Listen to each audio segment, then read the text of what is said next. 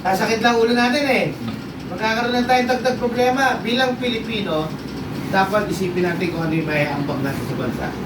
Dahil Pilipino tayo lahat eh. Pilipino ba tayo? Hindi mo kailangan maging politiko para Oo, hindi mo kailangan maging politiko para maglingkod. 12 years na po tayo ngayong June. Nakita niyo po ito, 10th year. Ayan po, 11th year, no? No? So, hindi po biro itong samahan na napag-desisyonan nyo salihan. Ito po talagang tunay na hindi po tayo na-police. Wala rin po tayo dito membership fee. Wala din po tayo dito training fee. Kung gusto ko yumaman dito, kung gusto namin yumaman dito, sigilin ko lang kayo ng 4,000 isa eh. Mayaman na ako eh.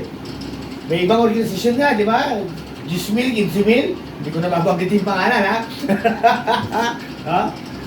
Dito kasi po, passion namin to, advocacy, mission ko kay Lord.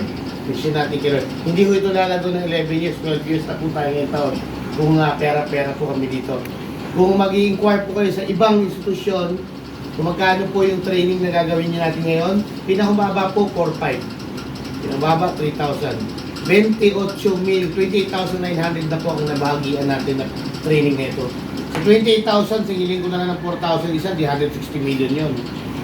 Huwag na lang 4,000, 3,000.